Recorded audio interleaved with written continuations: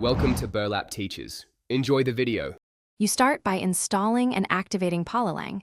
This gives WordPress the multilingual core. Once done, open Languages and add each language with its code and flag so translations map correctly.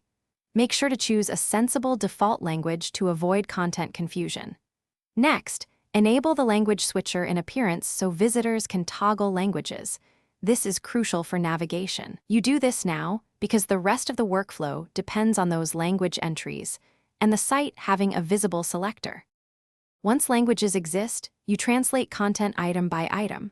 Open a post or page, click the plus icon beside the target language, and add the translated version. You should also translate categories and tags so menus and archives remain coherent. Polylang links equivalent terms automatically when you set them.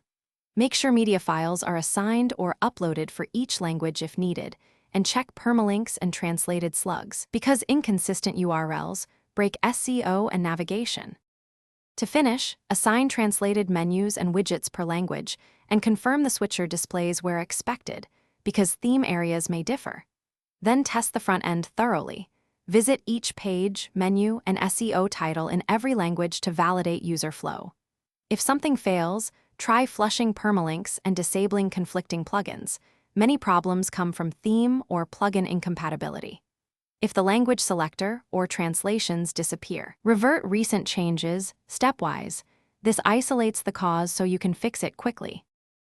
Thanks for watching. Consider subscribing if this video helped you.